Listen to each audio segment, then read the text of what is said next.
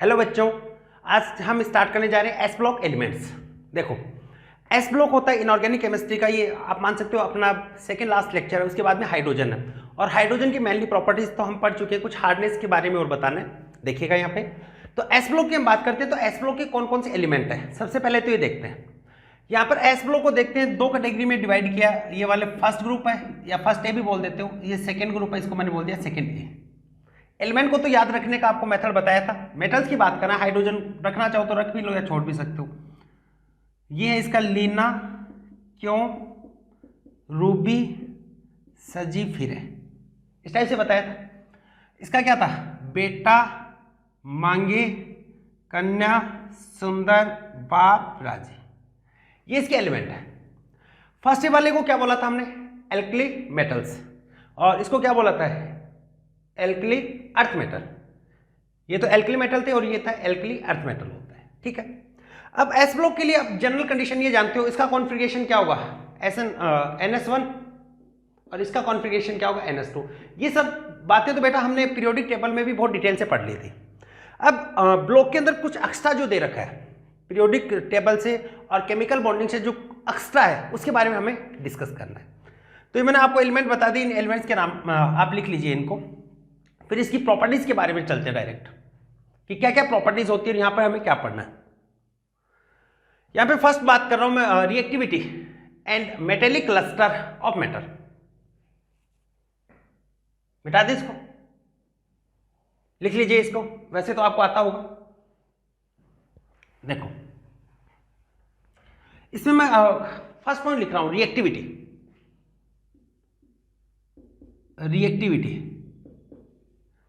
And metallic lustre of metals, metallic lustre of metals, reactivity and metallic cluster of metal.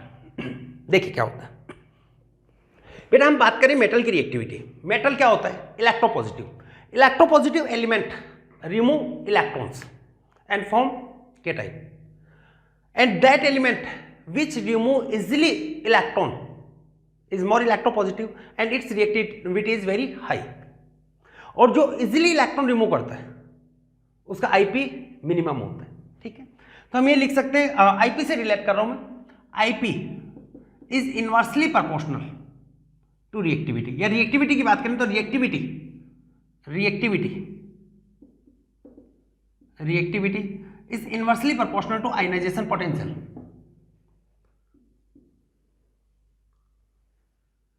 तो जितना कम ionization potential होगा उतनी ज्यादा reactivity होगी। It means less ionization potential, reactivity of metal will be high. We can write less IP then reactivity of metal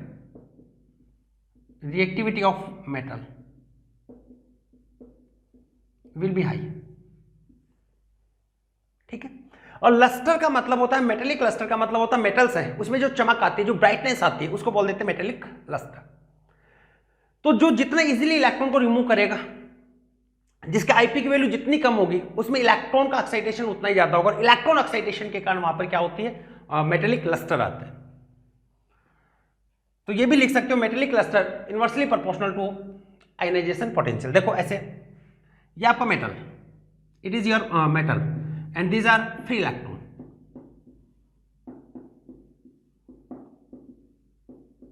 late me consider these are free electron in metal.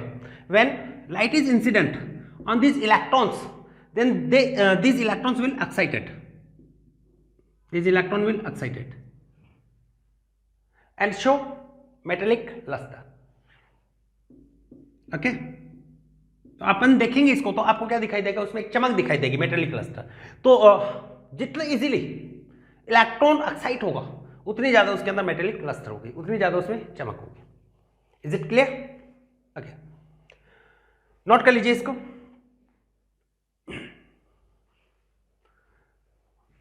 Our next topic is metallic bond and metallic bond strength.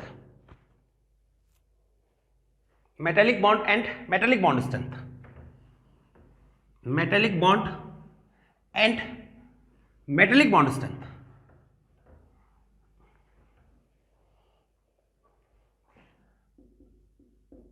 Metallic bond and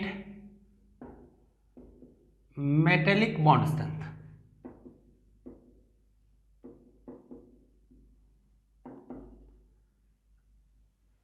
metallic bond and metallic bond strength. बेटा आपको ये बता देते हैं metallic bond क्या होता है। Metal metal के बीच में जो बॉन्ड बनता है उसका नाम होता है मेटेलिक बॉन्ड। ठीक है, अब हम डायरेक्ट यहां पर मेटेलिक बॉन्ड स्ट्रेंथ है इससे इसको रिलेट करेंगे। Metallic bond strength depends on two factor. First factor is packing efficiency and second factor is metal metal resonance. Okay, हमने ये मान लिया ये मेटल है, ये मेटेलिक बॉन्ड बन रहा है, इस टाइप से मेटेलिक बॉन्ड बन रहा है। This metals are form metallic bond.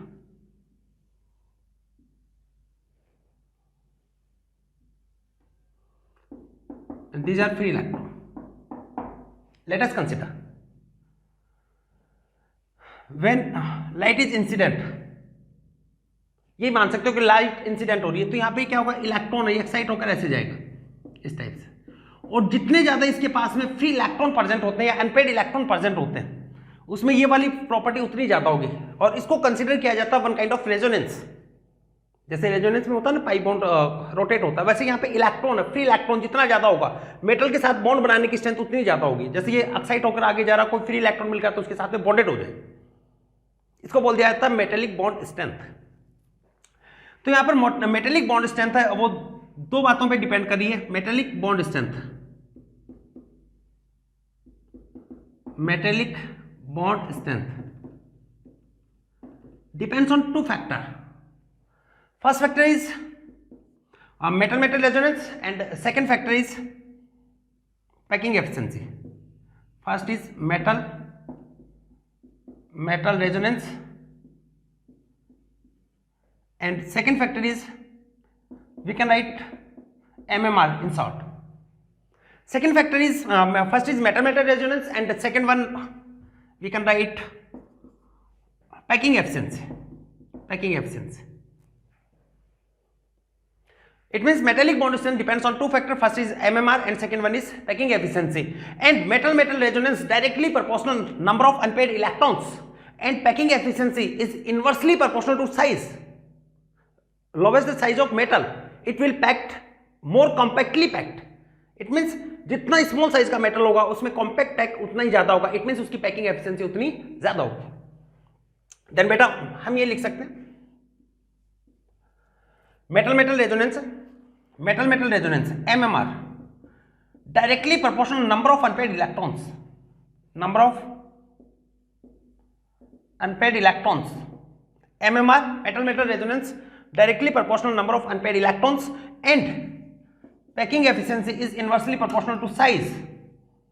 It means with increasing unpaired electrons metal metal resonance will increase, that's why metallic bond strength also increased.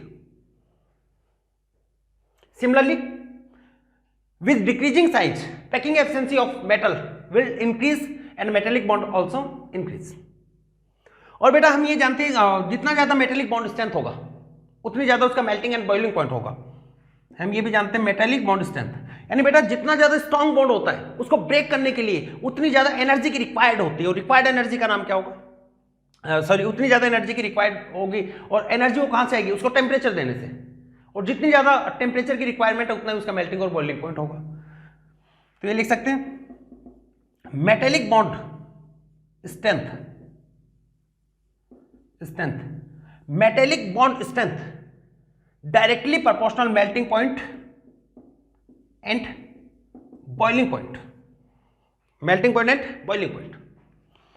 तो बेटा आपका मेल्टिंग पॉइंट और बॉइलिंग पॉइंट ज्यादा कब होगा, जब नंबर ऑफ अनपेड इलेक्ट्रॉन ज्यादा हो या उसकी साइज स्मॉल हो। अब देखिए we are going to compare S block metal and D block metal. We know that as size of d block metal is smaller than s block metal. Similarly number of unpaired electron in D block metals are more than S block metals. बेटा size भी किसकी कम होती है, D block metal की कम है, और उसमें unpaired electrons भी जाता है। दैट्स वाई मेल्टिंग पॉइंट और boiling point of D block metals are observed more than S block metal. ठीक है, इसको नोट कीजिए, नोट लगवा के लिखवाते हैं। तो बेटा ये तो समझ गए ना कि नंबर ऑफ अनपेड इलेक्ट्रॉन में स्मॉल एन से लिख रहा हूं। नंबर ऑफ अनपेड इलेक्ट्रॉन बढ़ने से क्या होगा, metal metal resonance also increases, and metal metal resonance बढ़ने से क्या होगा, मेटेलिक बॉन्ड स्ट्रेंथ, शॉर्ट में लिख रहा हूं MBS, also increase. That's why melting point and boiling point both are increases. ऐसे यहां पर क्या होगा, with decreasing size packing efficiency will increase, और पैकिंग एफिशिएंसी इंक्रीज होने से क्या होगा, metallic bond strength also increase, and melting point and boiling point will increase. It means melting point and boiling point directly proportional metallic bond strength, and metallic bond strength is directly proportional MMR and packing efficiency. Okay, बिटा दे, देखिए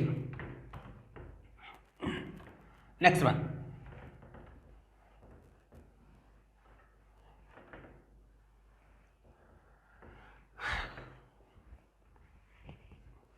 next one,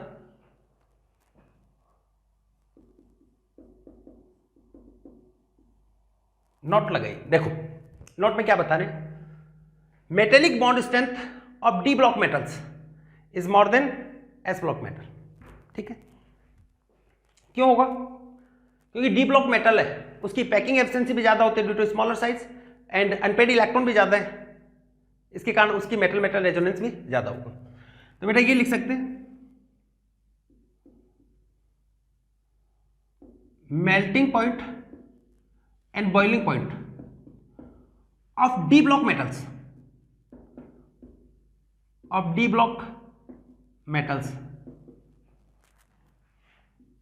are more than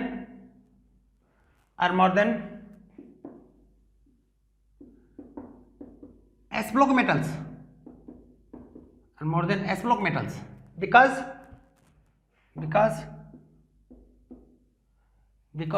size of because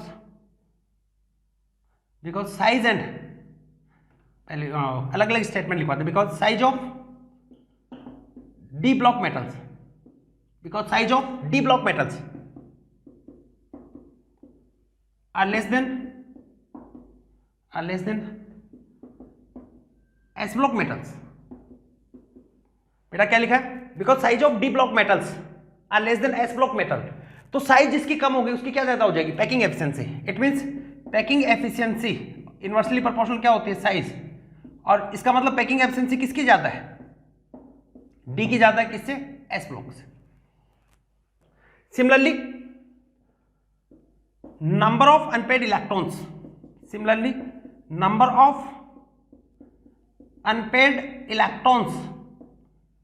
in D block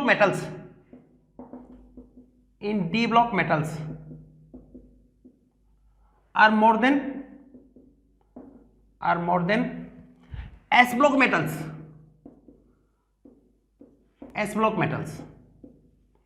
Number of unpaired electron in d block metals are more than s block metals. It means MMR, metal metal resonance of d block metals, observed more than s block metals,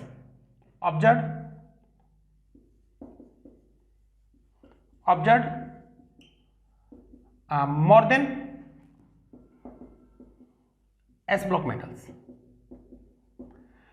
तो बेटा आपको ये बताया कि metal metal resonance किस में ज्यादा होता है, जनरली डी ब्लॉक मेटल में ज्यादा, क्योंकि अनपेड इलेक्ट्रॉन डी में ज्यादा होते हैं, साथ में डी ब्लॉक मेटल उनकी साइज भी स्मॉल है, इसलिए पैकिंग एफिशिएंसी भी डी में ज्यादा होती है। क्लियर हुआ? ऐसे देखो और बता देते हैं। चलो डी ब्लॉक मेटल, इसके भी मैं आपस में कंपेयर करके बता देता हूं।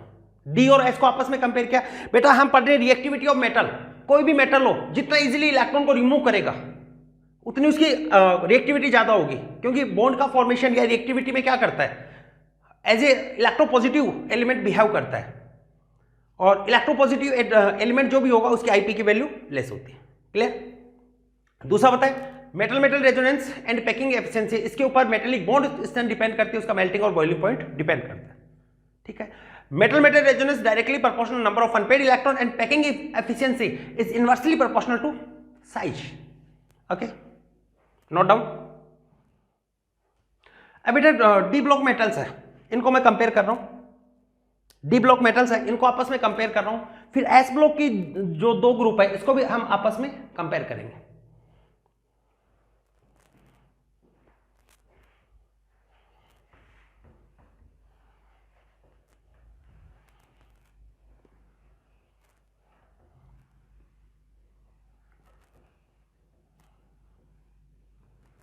ठीक है बेटा, साथ में पॉइंट है तो मैं साथ में इसको रिलेट करके बता देता हूं। देखो इधर मैं बता रहा हूं melting point and boiling point, और इधर डी ब्लॉक मेटल्स के लिए इधर उसका एटॉमिक नंबर जेड, जेड होता है एटॉमिक नंबर, इधर बॉइलिंग पॉइंट या फिर मेल्टिंग पॉइंट।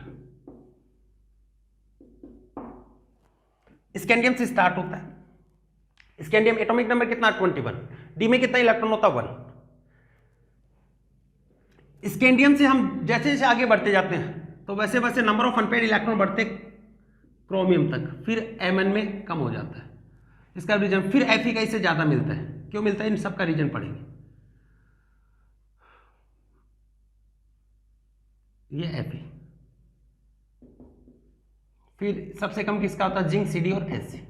अब बेटा पूरा ध्यान से देखिए, इसको मैं डिस्क्राइब कर रहा हूं, ये बहुत ही इंपॉर्टेंट ग्राफ है, वैसे 12th में आता है डीएन एफ ब्लॉक में, लेकिन एक ही कंसेप्ट पे बेस्ड है, इसी कंसेप्ट पे बेस्ड है तो मैं यहीं पे करवा रहा हूं। तो यहां पे आप देखोगे स्कैंडियम से क्रोमियम तक गए तो number of unpaired electrons are increased, that's why MMR metal metal resonance also increases, और मेटल मेटल रेजोनेंस इंक्रीज होने से melting point and boiling point क्या होगा इंक्रीज, इसे मैं बोल देता हूं melting point and boiling point increase. ठीक है, कोई दिक्कत नहीं है। मिड तक आप जाते हो, स्कैंडियम से क्रोमियम तक जाते हो तो अनपेड इलेक्ट्रॉन बढ़ते हैं, हालांकि Mn में भी अनपेड इलेक्ट्रॉन 5 होते हैं। उसके बाद में आप देखते हो नंबर ऑफ Fe से फिर यहां पर पेयरिंग होना स्टार्ट हो जाता है, तो Fe से जिंक तक जाते हो तो नंबर ऑफ इलेक्ट्रॉन डिक्रीज होंगे, number of unpaired electrons and represent number of unpaired electrons, number of unpaired electrons. तो बेटा number of unpaired electron decrease होने से क्या होगा, मेटल मेटल रेजोनेंस है ये डिक्रीज होगा, और मेटल मेटल रेजोनेंस डिक्रीज होने से मेल्टिंग पॉइंट और बॉइलिंग पॉइंट है ये भी डिक्रीज होगा।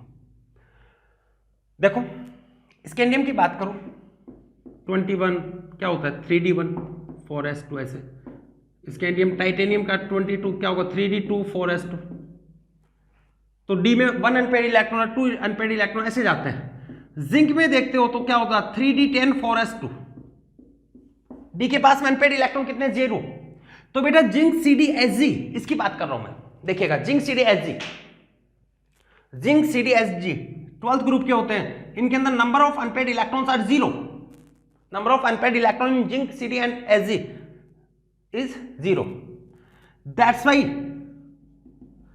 Why metal metal resonance does not take place,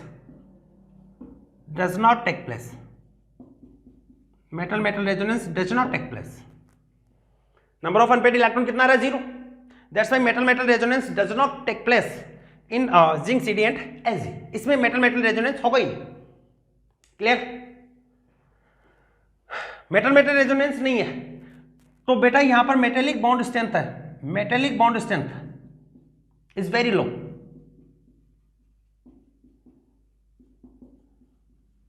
is very low, बहुत कम हो जाती है, और मेटेलिक बॉन्ड स्ट्रेंथ इतनी कम होती है कि हल्का सा टेम्परेचर देने पे ये वेपराइज होने स्टार्ट हो जाते हैं, that's why these metals are known as volatile metals. तो ये वाले मेटल्स कौन से होते हैं वॉलेटाइल मेटल। आपसे पूछा जाता है कि zinc Cd Hg are volatile metals, why, क्योंकि बेटा आपने हल्का सा टेम्परेचर दिया तो ये वेपराइज हो गए, क्यों वेपराइज हो जाते हैं, क्योंकि इनके मेटेलिक बॉन्ड स्ट्रेंथ कम होती है। क्यों होती है कम, साइज तो ज्यादा होती है, साइज में तो लार्ज है लेकिन कंपेरेटिव, लेकिन मेटल मेटल रेजोनेंस है वो है ही नहीं, क्यों नहीं है अनपेड इलेक्ट्रॉन नहीं। क्लियर, अब देखो ये होता है Z मीन्स होता है एटॉमिक नंबर, अब यहां पर बेटा और बात करते हैं हम इसकी Mn की बात करें तो इसके अंदर Mn की बात करें तो यहां पर क्या होता है 3d5 4s2 ये कॉन्फ़िगरेशन है, D है यहां पर हाफ फील्ड है 5 इलेक्ट्रॉन है, जबकि Fe में देखोगे तो 4 ही अनपेड इलेक्ट्रॉन है। ऐसे यहां पर देखोगे तो इसके D में भी 5 अनपेड इलेक्ट्रॉन है। फिर Mn का मेल्टिंग पॉइंट क्रोमियम और Fe से कम क्यों है? Why the melting point of why the melting point of Mn is observe lower than chromium and iron, why? इससे कम क्यों हो रहा है बेटा? इसका मेटल मेटल रेजोनेंस में पार्टिसिपेट करने की टेंडेंसी डिक्रीज हो जाती है। क्यों हो जाती है? Due to half filled stability. बेटा किसी भी रीजन से किसी के पास स्टेबिलिटी है तो अदर फंक्शन में जैसे रेजोनेंस मेटेलिक रेजोनेंस है इनमें पार्टिसिपेट करने की उसकी टेंडेंसी डिक्रीज हो जाती है, और एमएमआर की टेंडेंसी डिक्रीज होगी तो मेटेलिक बॉन्ड स्ट्रेंथ भी डिक्रीज हो जाएगी, इसलिए इसका मेल्टिंग पॉइंट भी डिक्रीज होगा। तो यहां पर मैं लिख देता हूं, इसी को यहां पर बना के लिख रहा हूं मैं, melting point of Mn is observed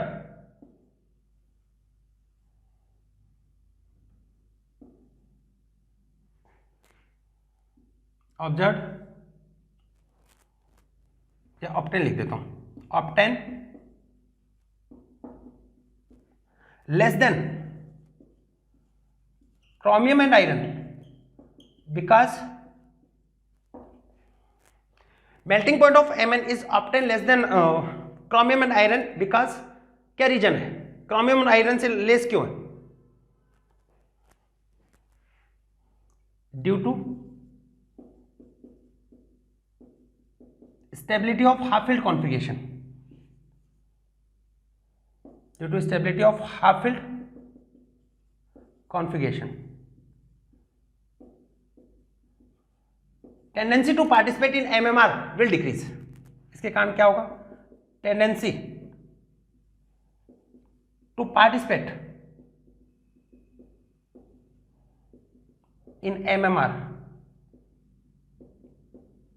will decrease. Metal metal resonance से इसमें पार्टिसिपेट करने की टेंडेंसी डिक्रीज हो जाती है। ठीक है, नोट कर लीजिए। फिर एस ब्लॉक मेटल है उसका भी आपस में हम डिस्कस कर रहे हैं, पहले इसको नोट कीजिएगा।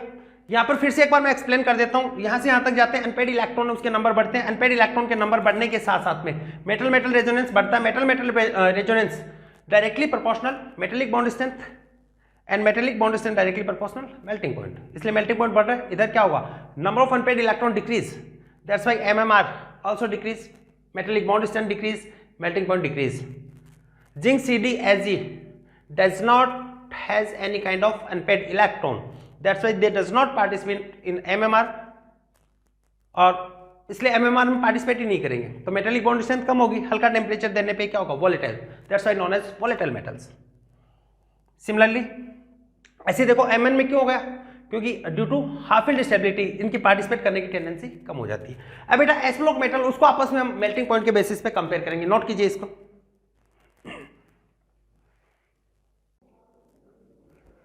नेक्स्ट बेटा एस ब्लॉक मेटल्स में आपस में फर्स्ट ग्रुप और सेकंड ग्रुप है, इसके मेल्टिंग पॉइंट है, इसको हम कंपेयर करते हैं। ठीक है, ये ध्यान में रखना, मेल्टिंग पॉइंट है वो किस पे डिपेंड करता है? बॉन्ड स्ट्रेंथ, और बॉन्ड स्ट्रेंथ किस पे डिपेंड करेगा? पैकिंग एफिशिएंसी के ऊपर और मेटल मेटल रेजोनेंस में।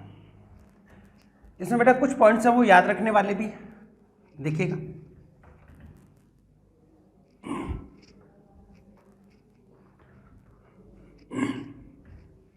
Okay, for S block metals देखो, melting point of S block metals, S block metals है उसकी मेल्टिंग पॉइंट को कंपेयर कर रहे हैं। फर्स्ट ग्रुप ये, फर्स्ट ग्रुप और सेकंड ग्रुप। सबसे पहले मैं ये बात करूं, फर्स्ट ग्रुप और सेकंड ग्रुप में melting point of second group is observe more than first group because size of second group is observe less than first group. ठीक है, लिखेंगे due to smaller size of second A metals, of second A elements as compared to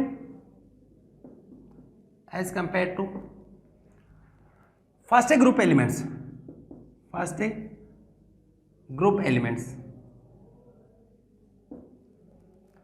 किसकी size small होती है? Due to smaller size of second elements as compare to first A group elements. Melting point of first A is observed more than melting point of second A, जिसकी size small होती है उसका melting point क्या होगा? ज्यादा।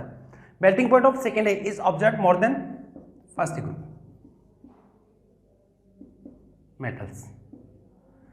ठीक है, तो आपको मेल्टिंग पॉइंट का ऑर्डर आपको देखें तो मेल्टिंग पॉइंट जनरली क्या होगा? सेकेंड ए है, इसके एलिमेंट्स का फर्स्ट ए से ज्यादा होता है। ये होता है कंपैरिजन। रीजन क्या बताना है? सेकेंड ए है, इसकी साइज फर्स्ट ए की कंपैरिजन में स्मॉल होती है। ठीक है, फिर देखो फर्स्ट ए है, इसी को आपस में कंपेयर करें, जैसे ये होता है फर्स्ट ए। तो बेटा टॉप टू बॉटम जाने पे मेल्टिंग पॉइंट का ऑर्डर की बात करें, मेल्टिंग पॉइंट के ऑर्डर की बात करें तो टॉप टू बॉटम जाने पे साइज इंक्रीज हो रही है, और साइज जैसे जैसे इंक्रीज होती है वैसे वैसे मेटेलिक बॉन्ड स्ट्रेंथ कम होगी और इसका मेल्टिंग पॉइंट है वो भी डिक्रीज होगा। तो सीजियम इसका मेल्टिंग पॉइंट यहाँ पे सबसे कम मिल रहा है, और ये लगभग 30 डिग्री सेंटीग्रेड इसका बॉइलिंग पॉइंट होता है। ठीक है, यानी सॉरी मेल्टिंग पॉइंट होता है कितना? Almost 30 degree centigrade. तो ऑलमोस्ट रूम टेम्परेचर पे ये लिक्विड फॉर्म में आ जाता है, इसलिए इसको बोल दिया जाता है लिक्विड मेटल। इसको लिक्विड मेटल भी बोल दिया जाता है, क्यों? Due to very less melting point. Almost कितना होता है? 30 डिग्री सेंटीग्रेड। ठीक है, फर्स्ट में तो कोई दिक्कत नहीं है, टॉप टू ऊपर बॉटम गए, आप on moving top to bottom size increase और साइज इंक्रीज होने के साथ साथ में मेल्टिंग पॉइंट है वो डिक्रीज होगा। साइज और मेल्टिंग पॉइंट एक दूसरे के इनवर्स है। अब देखो सेकेंड ए की बात करें तो सेकेंड ए के एलिमेंट ये पढ़ा था ना, बेटा मांगे कन्या सुंदर बाप राजी। ये यहां पे बेटा ये वाला ही ऑर्डर होना चाहिए, लेकिन यहां पर देखते हैं मैग्नीशियम का सबसे कम मिलता है। ठीक है, इसको छोड़ देते हैं, रेडियो एक्टिव है। तो यहां पे हम देखते हैं बेरिलियम का होगा, उसके बाद में कैल्शियम का होगा, उसके बाद स्ट्रोंशियम का होगा, उसके बाद बेरियम का होगा, फिर किसका होगा? मैग्नीशियम का। रीजन इसका पूछा जाता है कि स्ट्रोंशियम, बेरियम और कैल्शियम की कंपैरिजन में मैग्नीशियम है, इसकी साइज स्मॉल थी, लेकिन मेल्टिंग पॉइंट इसका ज्यादा क्यों हो रहा है? ये पूछा जाता है बेटा। जनरली ऑर्डर नहीं पूछा जाता, रीजन पूछते हैं आपसे। देखो क्या रीजन पूछा जाता है। रीजन ये है कि size of magnesium is less than calcium, strontium and barium, but melting point of magnesium is observe less then these metals. तो मैग्नीशियम इसका मेल्टिंग पॉइंट इन मेटल से कम क्यों मिल रहा है? क्या रीजन इसका? देखो मिटा दे,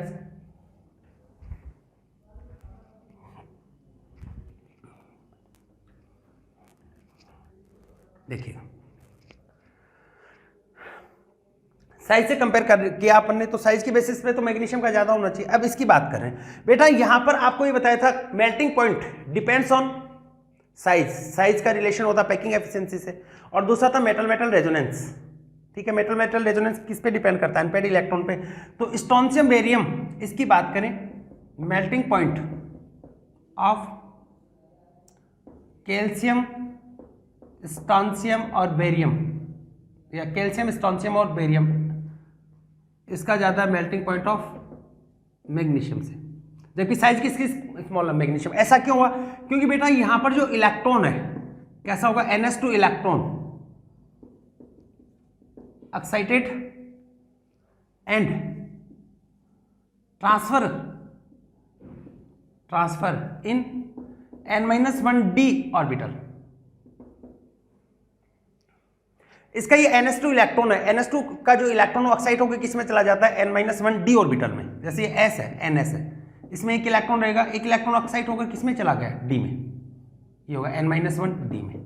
तो इसके कारण यहां पर क्या हो गया? अनपेड इलेक्ट्रॉन जनरेट हो गए। 2 अनपेड इलेक्ट्रॉन्स आर जनरेट। इस एक्साइटेशन के कारण क्या हुआ? 2 अनपेड इलेक्ट्रॉन्स आर जनरेटेड। इसके कारण यहां पे क्या हुआ? 2 अनपेड इलेक्ट्रॉन्स आर जनरेटेड। इसमें 2 अनपेड इलेक्ट्रॉन जनरेट है, और अनपेड इलेक्ट्रॉन आने के कारण क्या होगा? इसके कारण क्या होगा? Metal metal resonance will increase, और MMR बढ़ जाता है, मेटल मेटल रेजोनेंस बढ़ जाता है। तो मेटल मेटल रेजोनेंस बढ़ने से क्या बढ़ जाएगा? Bond strength. बॉन्ड स्ट्रेंथ बढ़ेगा, और बॉन्ड स्ट्रेंथ बढ़ने से क्या बढ़ जाएगा, मेल्टिंग पॉइंट ही बढ़ जाता है। जबकि मैग्नीशियम है, इसकी साइज स्मॉल होती है, स्मॉल साइज होने के कारण यहाँ पर जेड इफेक्टिव ज्यादा इफेक्टिव होता है, इसलिए इलेक्ट्रॉन एक्साइट होकर वैकेंट डी ऑर्बिटल में नहीं जाता। It means there are no generation of unpaired electrons, और अनपेड इलेक्ट्रॉन का जनरेशन नहीं है। And in this metals calcium, strontium and barium unpaired electrons are generated. That's why melting point of calcium, strontium and barium is observe more than magnesium. ठीक है, तो इसका reason किसके कारण बताओगे, due to metal metal resonance. ठीक, एक बार मैं फिर से बता देता हूं क्या पूछा जाता है। स्टेटमेंट आता है कि size of magnesium is smaller than these, correct है। Melting point of magnesium is observe less than this, ये भी सही है।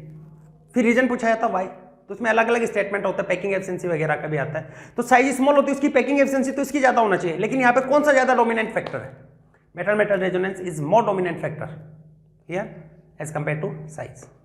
ठीक है, नोट कर लो। उसके बाद में हम पढ़ेंगे डेंसिटी।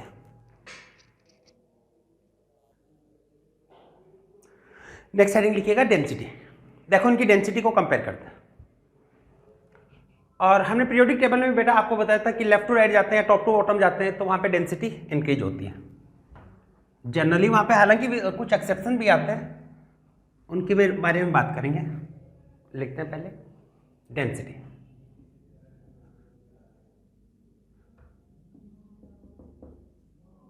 डेंसिटी बेटा पीरियोडिक टेबल में हम देखेंगे इन पीरियोडिक ट्रेंड आपने देखा तो इधर भी डेंसिटी बढ़ती है लेफ्ट टू राइट जाने पर भी, और टॉप टू बॉटम है इसको जाने पर भी डेंसिटी जनरली इंक्रीज होती है। और बेटा आप ये जानते हो डेंसिटी इक्वल टू होता है मास अपॉन वॉल्यूम, ये होता है डेंसिटी इक्वल टू होता है मास अपॉन वॉल्यूम।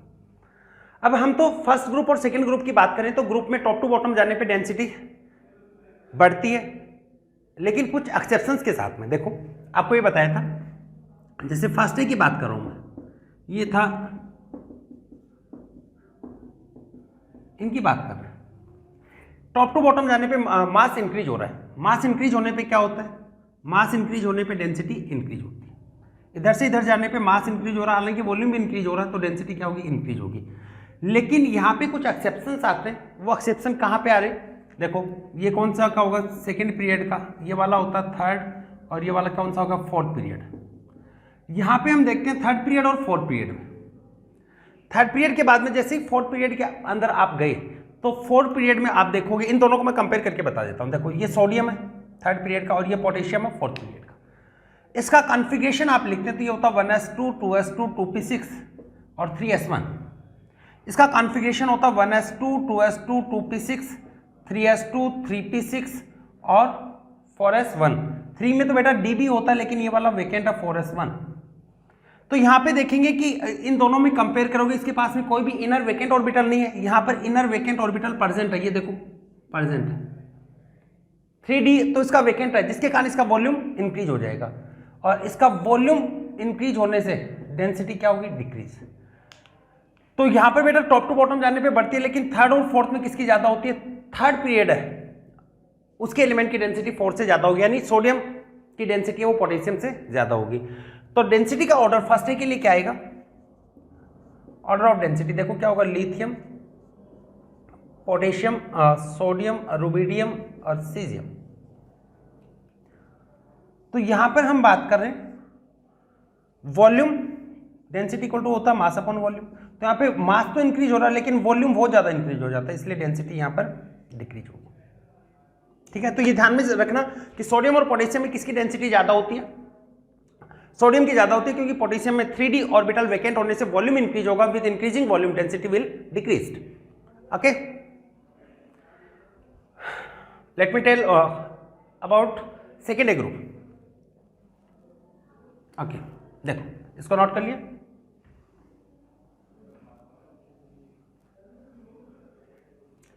और वैसे बेटा इसकी बात करें तो इनकी डेंसिटी बहुत कम होती है, क्योंकि साइज में बड़े डेंसिटी कम होती है, इसके बारे में बताएंगे। सेकेंड ए के अंदर बात करें तो सेकेंड ए के अंदर ये है, ये बेटा मांगी कन्या सुंदर ये और बाप राजी है, वो ये on moving top to bottom density will increase with some exceptions. इनका तो हमें समझ में आता है, मैग्नीशियम और कैल्शियम में किसकी होगा, किसका ज्यादा होगा, कैल्शियम की कंपैरिजन में किसका ज़्यादा होगा? मैग्नीशियम का। रीजन क्या है? डेंसिटी इक्वल टू होता है मास अपन वॉल्यूम। वॉल्यूम यहाँ पे बढ़ गया, क्यों बढ़ जाता है? Due to presence of vacant 3d orbitals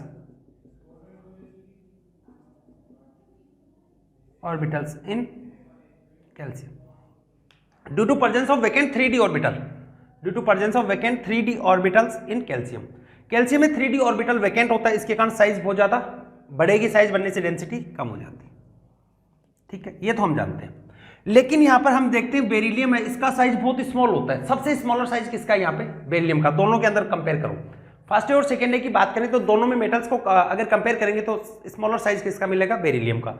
और बहुत कम साइज होने का इसकी भी डेंसिटी बढ़ जाती है और यहाँ पे मिलती है। देखो ऑर्डर किसका आएगा इसका? कैल्शियम, फिर मैग्नीशियम, फिर बेरिलियम, फिर स्ट्रोंशियम, फिर बेरियम। इसका रीजन आपको बताया क्या होगा? ये वाला कि कैल्शियम की डेंसिटी है वो मैग्नीशियम से कम क्यों होगी? क्योंकि कैल्शियम में वेकेंट 3d ऑर्बिटल होता है, जिसके कारण वॉल्यूम इंक्रीज होगा। वॉल्यूम इंक्रीज होने से डेंसिटी डिक्रीज हो जाएगी।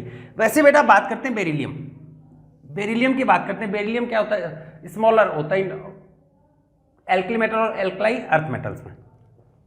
ठीक है, इसलिए इसकी वॉल्यूम कम होने से डेंसिटी बढ़ जाएगी। ठीक है, अब आपको ये बताएं इनमें सबसे कम डेंसिटी किसकी थी? लिथियम की थी, हमने देखा था। बेटा यहां पर बात करें density of S block metal की, अगर बात करें तो उनकी डेंसिटी कम होती है। क्यों कम होती है? क्योंकि साइज में बढ़े। डेंसिटी इक्वल टू होता मास अपॉन वॉल्यूम। डी से कंपेयर कर रहा हूं तो density equal to mass upon volume. इनका वॉल्यूम ज्यादा, साइज बढ़ी तो डेंसिटी क्या होगी? कम हो जाएगी। तो बेटा हम ये कह सकते हैं density of D block metals is observe less, या density of D block S block metals are very less. That's why these are lighter metal.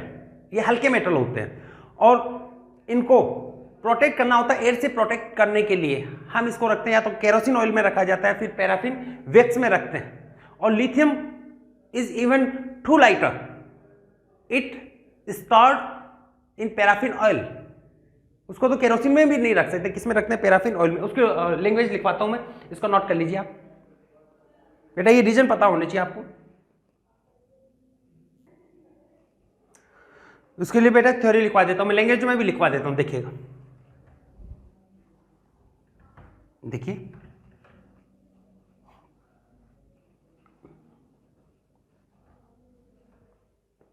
लिखेंगे density of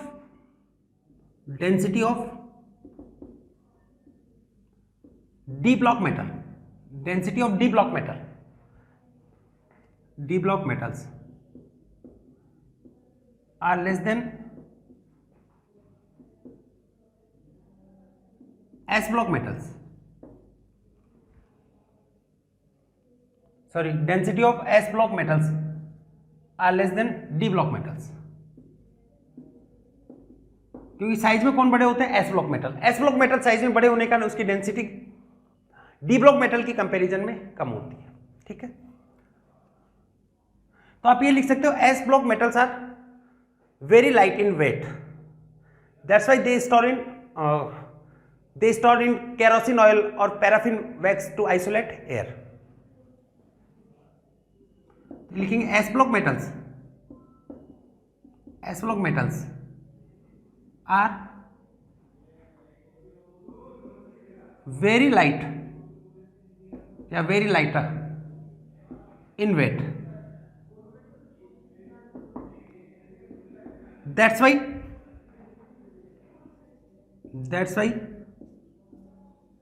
they are stored in kerosene oil and paraffin wax.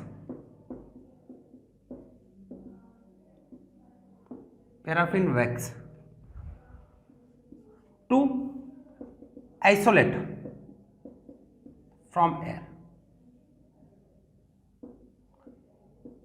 और बेटा lithium तो इतना हल्का होता है कि इसको तो केरोसिन ऑयल में भी नहीं स्टोर कर सकते, तो इसके लिए अल्टरनेट क्या होगा? Paraffin wax. तो लिखेंगे lithium is so lighter lithium is so lighter, it can't be stored in kerosene oil,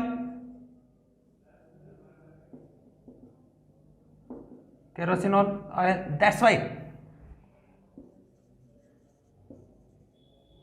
paraffin wax is alternate, that's why paraffin wax is alternate, इसलिए वहां पर अल्टरनेट क्या होगा, पैराफिन वैक्स है वही अल्टरनेट होगा।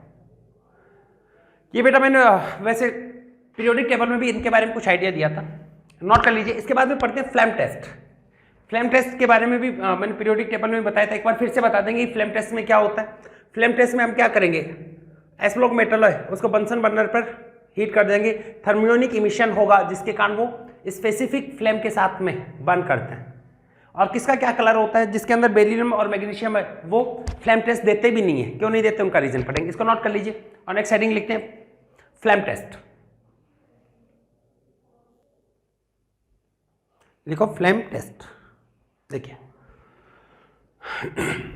लिख देते हैं फ्लेम टेस्ट। फ्लेम टेस्ट में क्या होता है,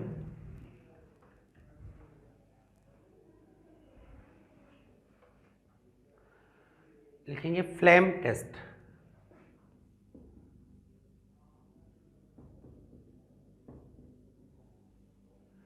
तो बेटा फ्लेम टेस्ट में क्या होगा, एस ब्लॉक मेटल है, इसका एक कैरेक्टरिस्टिक फीचर होता है, जब एस ब्लॉक मेटल को हीट करते हैं इन बंसन बर्नर तो थर्मियोनिक इमिशन ऑब्जर्व होता है due to less ionization potential of S block metal, और वो एक स्पेसिफिक फ्लेम के साथ में बर्न होना स्टार्ट कर देते हैं और उसको हम बोल देते हैं फ्लेम टेस्ट। और इसका यूज एस ब्लॉक मेटल है उसको डिफ्रेंशिएट करने के काम में लिए जाते हैं। तो क्या लिखेंगे, ये लिखेंगे this is characteristic feature of, this is characteristic feature of, this is characteristic feature of S block metals, S block metals, this is characteristic feature of S block metals. तो इसमें क्या लिखेंगे, when S block metals are heated, when S block metals are heated in presence of when S block metals are heated in presence of Bunsen burner,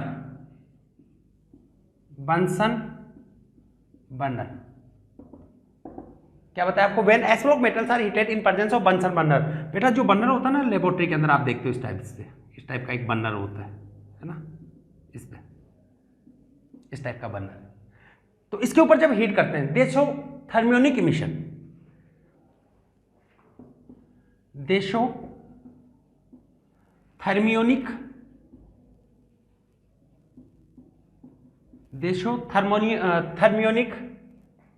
emission,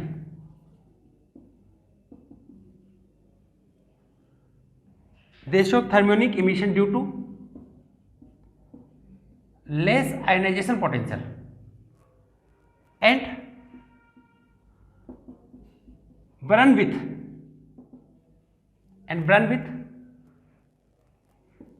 specific flame, यानी specific flame का मतलब with specific coloured, ठीक है। और इसी को हम बोल देते हैं फ्लेम टेस्ट, ये था फ्लेम टेस्ट। यानी एस ब्लॉक मेटल्स को आप हीट करते हो बंसन बर्नर पर तो ये थर्मियोनिक इमिशन शो करते हैं, इलेक्ट्रॉन ऑक्साइड हो जाते हैं। इसका रीजन क्या है, क्योंकि एस ब्लॉक मेटल्स है इसका आयनाइजेशन पोटेंशियल बहुत ही कम होता है, ठीक है। And burn with specific flame, thermionic emission show करेंगे due to less ionization potential and burn with specific flame, इसको बोल देते हैं फ्लेम टेस्ट। और this test is use to differentiate S block metals. S block अलग अलग metal तो आप उसको हीट करके देखो, उसका स्पेसिफिक जिसका भी कलर आ रहा है, जैसे सोडियम उसका गोल्डन कलर आ रहा है, गोल्डन येलो कलर आ रहा है, तो इसका मतलब वो क्या हो गया, सोडियम अगर वॉयलेट कलर आया तो क्या हो गया, पोटेशियम हो गया। देखो फ्लेम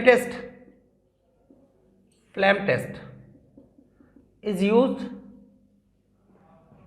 टू डिफ्रेंशिएट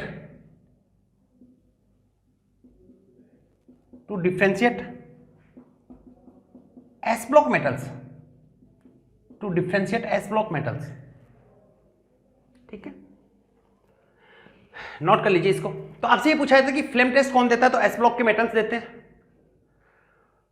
क्यों देते हैं? क्योंकि आयनाइजेशन पोटेंशियल कम होता है। और किसका क्या कलर होता है ये बताएंगे, नोट कर लीजिए इसको। नोट कर लिया, चलो मिटा देते हैं। नेक्स्ट वन, मैं एलिमेंट्स को लिख रहा हूं, फिर उसको डिफ्रेंशिएट करेंगे। जैसे बेटा मैंने यहां पे लिखा,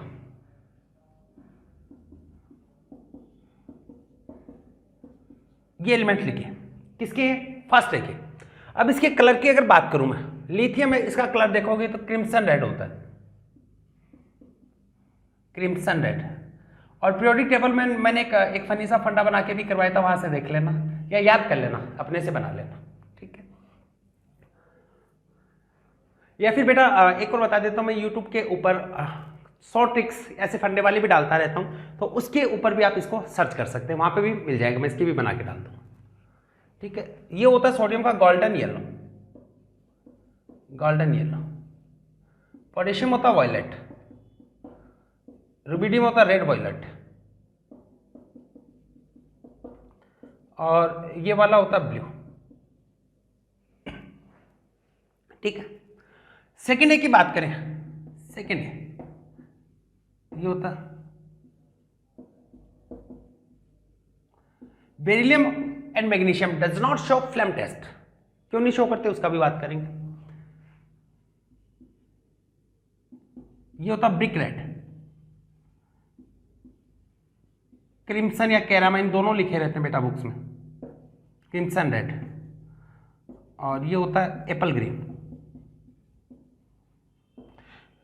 यहां पे बेटा आज तक नीट के अंदर ये कभी नहीं पूछा गया कि किस मेटल का कैसा कलर होता है, क्वेश्चन ये पूछा गया है ज्यादातर तो ये कि ये फ्लेम टेस्ट क्यों देते हैं, तो उसका रीजन तो क्या है?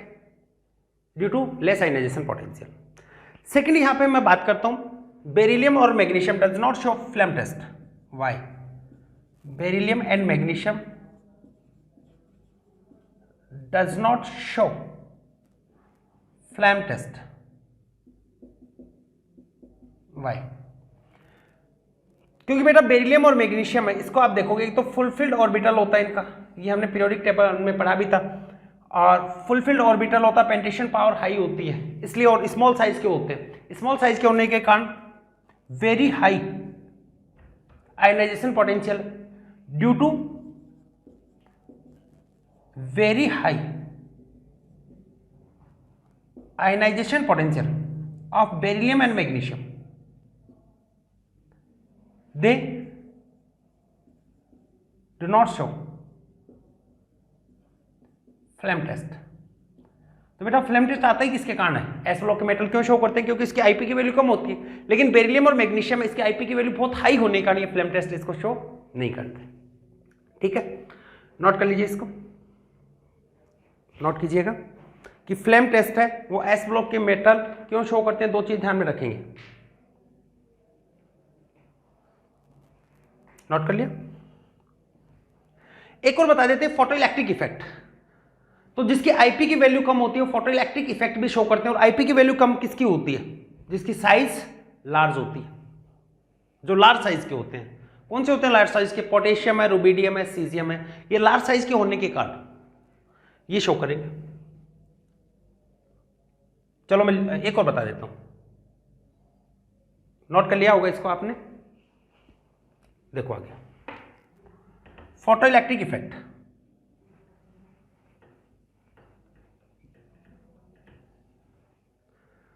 वैसे बेटा फोटोइलेक्ट्रिक इफेक्ट हम पढ़ेंगे एटॉमिक स्ट्रक्चर में, बहुत डिटेल से ही पढ़ेंगे। यहां पे कुछ एलिमेंट्स के बेसिस पे बात कर रहा हूं मैं कि फोटोइलेक्ट्रिक इफेक्ट है वो कौन शो करता है। फोटोइलेक्ट्रिक इफेक्ट, फोटोइलेक्ट्रिक इफेक्ट में क्या होगा? ऐसे मेटल प्लेट है, ये मेटल प्लेट है, मेटल प्लेट है। जैसे इसमें सनलाइट गिरती है तो इसमें प्रेजेंट इलेक्ट्रॉन ऑक्साइड होंगे। कब ऑक्साइड होंगे? जब आईपी की वैल्यू कम होगी।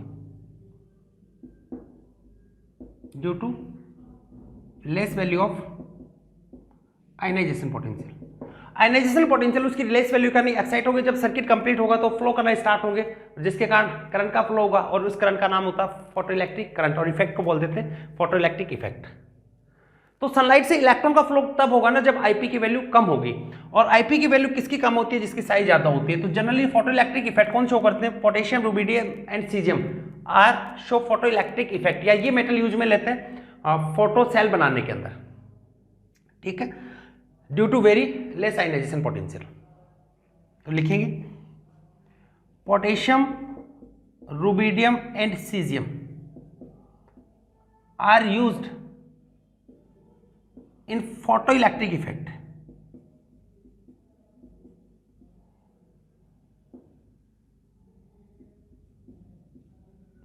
क्यों यूज में लेते हैं potassium, rubidium and caesium are used in photoelectric effect due to their very small value of ionization potential, due to low value of ionization potential। ionization potential उसकी लो वैल्यू के कारण ये फोटो इलेक्ट्रिक इफेक्ट इसको show करता है, ठीक है, note कर लीजिए इसको। एक और बता देता हूं मैं यहाँ पर सिलिकॉन के बारे में भी बता देता हूं, हालांकि इसका नहीं है, ऐसी जानकारी के लिए बता देता हूं आपको। सिलिकॉन इसका यूज सोलर सेल में होता है, silicon is used in solar cell, ठीक है। अब हम आते हैं इसकी केमिकल प्रॉपर्टीज पे कि कौन सी केमिकल प्रॉपर्टीज ये शो करता है। तो केमिकल प्रॉपर्टीज में जाने से पहले मैं आपको बता देता हूं इसकी जो केमिकल रिएक्शन होती है वो साइज पे बेस्ड होती है, और एस ब्लॉक मेटल उनकी साइज है उसके बारे में हम पढ़ भी चुके हैं वैसे पहले भी, दोबारा से मैं लिखवा देता हूं इसकी। लिखिएगा केमिकल प्रॉपर्टीज। देखो केमिकल प्रॉपर्टीज है ये साइज पे डिपेंड करती है, या ये कह सकते हो इसकी लेटिस एनर्जी इसके ऊपर डिपेंड करती है। किस टाइप से लेटिस एनर्जी पे डिपेंड करेगी इसको हम देख रहे हैं, देखिएगा हेडिंग लिखेंगे केमिकल प्रॉपर्टीज।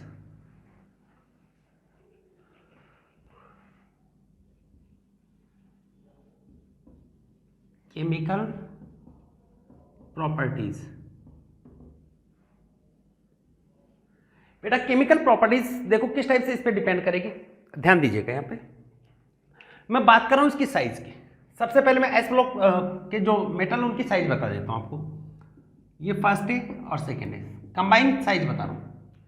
पीरियोडिक टेबल में बेटा बताई भी थी, यहाँ पे बहुत एक इंटरेस्टिंग सा कंसेप्ट बना के आपको मैं बताऊंगा, आपको सब केमिकल रिएक्शन याद हो जाएंगे। देखो ये था लीना, क्यों, रूबी, सज, ये था बेटा, मांगे, कन्या, सुंदर, बापराती। लास्ट वाले रेडियो एक्टिव को नहीं लिख रहे, और इसमें बेटा साइज का ये ऑर्डर होता है, सबसे छोटा बेरिलियम, फिर लिथियम, फिर मैग्नीशियम, फिर सोडियम, फिर जाता है कैल्शियम, स्टोनशियम, बेरियम, और फिर इधर आएगा इस टाइप से, ये साइज का ऑर्डर होता है। और इसको याद करने के लिए मैंने एक फंडा बताया था, बिल्ली मांगे नई कार, सारी बातें करे रब से। देखो एस ब्लॉक की साइज का ऑर्डर ये है, बिल्ली मांगे नई कार, सारी बातें करे रब से। चलो मैं मिटा के लिख देता हूं, पूरा इधर सही से लिखता हूं।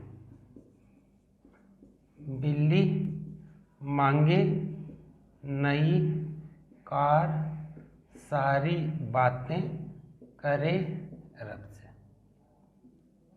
एक बार फिर से मैं इसके नीचे भी लिख देता हूं, वैसे बताया हुआ आपको। बिल्ली मांगे नई कार, सारी बातें करे रब से। बेटा ये अब इसमें देखिएगा साइज के ऑर्डर की बात करें कि साइज का क्या ऑर्डर हुआ, तो ये साइज का ऑर्डर है जिसके बेसिस में हमें केमिकल प्रॉपर्टीज है वो बतानी है। अब इसके अंदर मैं और बता रहा हूँ आपको, और डिटेल बता रहा हूँ। बेटा ये तो स्मॉल साइज के होते हैं, सबसे स्मॉल साइज, रेड वाला बनाइए सबसे स्मॉल साइज के, लिथियम, बेरिलियम और मैग्नीशियम। सोडियम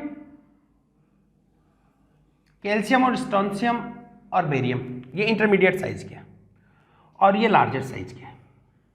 ये बेटा वैसे लार्ज होते हैं लेकिन लार्जेस्ट दिए हैं कौन सा, पोटेशियम, रुबिडियम और सीजियम। अब कोई भी रिएक्शन होगी तो वहां पर उसका कौन सा फाइनल प्रोडक्ट बनेगा, वो फाइनल प्रोडक्ट बनेगा जिसकी लेटिस एनर्जी हाई होगी। लेटिस एनर्जी किसकी ज्यादा होती है, आपको बताया था फेंड्रा, क्या बताया था, लेटिस एनर्जी में केटाइन और एनाइन का कॉम्बिनेशन देखा जाता है, जिसकी जोड़ी परफेक्ट होती है उसका प्रोडक्ट भी परफेक्ट होता है, यानी उसकी लेटिस एनर्जी भी परफेक्ट होती है। देखो जैसे मैं स्मॉल साइज का मेटल है, ये साइज का ऑर्डर आपको बताया, अगर आपके पास स्मॉल साइज का केटाइन है तो एनाइन भी उसका क्या होना चाहिए, स्मॉल साइज का, तो ये वाला तो परफेक्ट है। अगर आपका केटाइन बड़ा है और ये उसको मिल रहा है छोटा साइज का, क्या ये इसके साथ में जोड़ी बनाएगा, क्या मैच ही नहीं कर रही है, बेमेल जोड़ी है, तो ये क्या करेगा, दूसरी पे ट्राई करेगा, दूसरे पे फिर देखो इसको और थोड़ा सा बड़ा मिल गया तो ये सोचेगा कि ये ठीक है इसकी कंपैरिजन में, तो इन दोनों की बात करें तो ये ज्यादा स्टेबल है। लेकिन अगर आपको यहाँ पे और मिल गया और एनाइन है उसकी साइज और बड़ी मिल गई इससे, तो ये वाली जोड़ी क्या होगी, परफेक्ट। इसको बोल देते हैं केटाइन और एनाइन की साइज अगर बराबर है, रेडियस रेशियो अगर उसका 1 है, दोनों की इक्वल साइज होगी, वहां पर प्रोडक्ट होगा वो स्टेबल होगा। ठीक है, तो इसको आप जोड़ी बोल दो, केटाइन को और एनाइन है उनको आपस में जोड़ी बना दो उनकी, तो जोड़ी परफेक्ट कहां पर होगी। मान लो कि आपकी हाइट 5 फीट है, आपकी नहीं किसी की, मान लो आप तो बहुत लंबे होंगे, मान लो कि कोई ऐसा जिसकी 5 फीट हाइट है और उस लड़के की, तो उसको लड़की कौन सी अच्छी लगेगी उसके साथ में, 5 फीट वाली या 5.5 फीट वाली, तो क्या मैच होगा, 5 फीट। याद करो, एक लड़का 6 फीट का और उसको लड़की देखने जाना, ये मान लिया, सर कहाँ भेज रहे हो, अरे जोड़ियां याद करवा रहा हूं आपको। 6 फीट का लड़का मान लो, तो उसको आपने देखा, उसको पहली लड़की दिखाई जो 4.5 फीट की है, क्या वो हाँ करेगा, क्या नहीं करेगा, क्योंकि जोड़ी परफेक्ट नहीं है। फिर उसको लड़की दिखाई 5 फीट की, तो वो सोचेगा अब ठीक है, लेकिन उसको अगर 5 फीट 8 इंच की दिखाओगे या लगभग 6 फीट के आसपास की दिखाओगे, तो इसके साथ में उसकी जोड़ी ज्यादा मैच करेगी, तो क्या करेगा, इसके साथ जोड़ी बनाएगा। और बेटा जोड़ी अच्छी क्यों बनानी चाहिए, क्योंकि प्रोडक्ट अच्छे बनते हैं, और यहाँ पे प्रोडक्ट मतलब उसका फाइनल प्रोडक्ट, उसकी स्टेबिलिटी अच्छी होती है। ठीक है, तो ये ध्यान में रखेंगे। तो जोड़ी कैसी बनानी है आपको, जोड़ी बनानी है, वो कैसी बनानी है, परफेक्ट। परफेक्ट क्यों बनाओगे, क्योंकि उसका प्रोडक्ट होगा परफेक्ट जोड़ी का, वो स्टेबल होगा। बना लिया, ये माइंड में सेट कर लेना, ये स्मॉल साइज के हैं, ये इसकी कंपैरिजन में लार्ज ही होते हैं, छोटे तो नहीं है, लार्ज ही है, ये लार्जेस्ट। अब देखो, अब जोड़ियां बना देते हैं। अब मैं बात करता हूं रिएक्शन विथ एयर, इनकी बात करूंगा मैं, रिएक्शन विथ एयर। ये साइज का ऑर्डर ध्यान में रखना, माइंड में सेट रखना। चलो मैं एक बार इसको लिखे रहने देता हूं, फिर बात करते हैं। अब एक फंडा बता रहा हूं, देखिएगा आपके जितने भी कंसेप्ट हैं वो क्लियर हो जाएंगे। बस मैं एक बार कैमरा चेक कर लेता हूं कि फोकस सही है क्या इसका, क्योंकि हिल जाता है बेटा कई बार, फिर दोबारा से रिकॉर्डिंग करनी पड़ती है। देखिएगा यहां पर हम ये देख रहे हैं रिएक्शन विथ एयर। पहला मैंने देखा reaction with air, reaction with air, air के साथ में रिएक्शन। अब ध्यान देना, सिंपल एयर लिखा, ड्राई एयर नहीं लिखा, इसका मतलब वहां पे मॉइस्ट एयर होगी, और एयर में पहले रिएक्शन होती है, पहले रिएक्शन करेगा वो ऑक्सीजन के साथ में, फिर वो रिएक्शन करता है वाटर के साथ में, फिर रिएक्शन करता है कार्बन डाइऑक्साइड के साथ में, ये ऑर्डर होगा।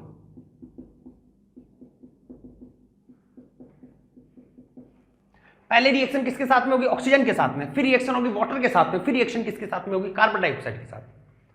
ऑक्सीजन के साथ में ऑक्साइड बनता है, वाटर के साथ में हाइड्रोक्साइड बनता है, और कार्बन डाइऑक्साइड के साथ में कार्बोनेट है, इसका फॉर्मेशन हो जाता है। तो अब हम इनकी रिएक्शन देख रहे हैं, एक एक एलिमेंट को लेते हैं और उनकी रिएक्शन करना स्टार्ट करते हैं। देखो ऑक्सीजन, ये तो लिख लेना, ऑक्सीजन के साथ में क्या बनेगा, ऑक्साइड, इसके साथ में क्या बनेगा, हाइड्रोक्साइड, और CO2 के साथ में क्या बनेगा, कार्बोनेट, ये बनता कार्बोनेट। ठीक है, अब यहां पे मैंने ले लिया फर्स्ट ए की बात कर रहा हूं मैं, फर्स्ट ए को रिएक्ट करवा रहा हूं पहले मैं, फर्स्ट ए वालों को मैंने लिया लिथियम, सबसे स्मॉल कौन सा होता है यहां पर, लिथियम। फिर मैं ये सोचता हूं कि लिथियम के साथ में देखो क्या क्या बनना चाहिए, देखना बेटा बहुत मजा आएगा अगर आपने थोड़ा सा मैं जो बताना चाह रहा हूं उसको पकड़ लिया। तो लिथियम के साथ रिएक्ट करेगा, पहले किसका फॉर्मेशन करेगा, लिथियम ऑक्साइड, Li2O, फिर वाटर आएगा, किसका फॉर्मेशन होगा, लिथियम हाइड्रोक्साइड, फिर CO2 आएगा, फिर क्या बनेगा, लिथियम कार्बोनेट Li2CO3। अब आपको ये बताना कि प्रोबेबिलिटी है 3 प्रोडक्ट बनने की, 3 मिक्सचर बनने की, इसमें फाइनल स्टेबल कौन सा होगा, फाइनल स्टेज प्रोडक्ट कौन सा होगा। देखो अभी बनाते हैं। लिथियम है, स्मॉल साइज का केटाइन है, ये लिथियम है, इसमें देखो ऑक्सीजन है वो स्मॉल साइज का है, ऑक्साइड। फिर आपको देखते हो हाइड्रोक्साइड है, ये लार्ज साइज का होगा। कार्बोनेट में पॉलीएटॉमिक हो गए, पॉलीएटॉमिक की साइज क्या होती है, लार्ज साइज होगी, ये तो क्या होगा, लार्जेस्ट साइज का, लार्ज साइज का। ठीक है, ध्यान देना। लिथियम स्मॉल साइज का है और इसको ये ऑक्साइड, पहला ये ऑक्साइड, ये लिथियम स्मॉल साइज का था, यही लिख रहा हूं, ये लिथियम स्मॉल साइज का था, ऑक्साइड है, ये भी स्मॉल साइज का, और सेकेंड पीरियड का एनाइन होते हैं स्मॉल साइज के, ये बन गए, ये प्रोडक्ट था लिथियम ऑक्साइड। फिर देखो इसके साथ में, ये तो लिथियम है, छोटी हाइट का है, छोटी साइज का है। हाइड्रोक्साइड तो पॉली में आता है, इसकी बड़ी साइज है इसकी कंपैरिजन में, और इसकी बात करें तो लिथियम तो बेटा छोटा सा है और कार्बोनेट तो बहुत बड़ा है। अब देखो आपको कौन सी जोड़ी सुंदर लग रही है, कौन सी बनाना चाहोगे, आपसे बोलो कि इनकी परफेक्ट जोड़ी बताओ कौन सी है, तो कौन सी जोड़ी इसकी परफेक्ट होगी, फर्स्ट वाली, ये वाली जोड़ी परफेक्ट होगी। तो बेटा लिथियम होता है वो एयर के साथ में, यहीं पे परफेक्ट जोड़ी बन गई, इसकी लेटिस एनर्जी मैक्सिमम होगी, यहाँ पे लेटिस एनर्जी परफेक्ट जोड़ी, जोड़ी से लिखा रहा हूं मैं, इसकी जोड़ी क्या होगी, परफेक्ट जोड़ी, परफेक्ट जोड़ी, परफेक्ट पेयर। जहां पे जोड़ी परफेक्ट होती है वहां पे लेटिस एनर्जी मैक्सिमम होती है, वो मैक्सिमम स्टेबल होता है, उसके बाद में रिएक्ट नहीं करता। अरे आपको जो परफेक्शन चाहिए था वो मिल गया, तो उसके बाद में फालतू की ट्राई करनी नहीं है हमें, तो बेटा क्या करोगे, इसको नहीं बनाओगे, ये नहीं बनेगा।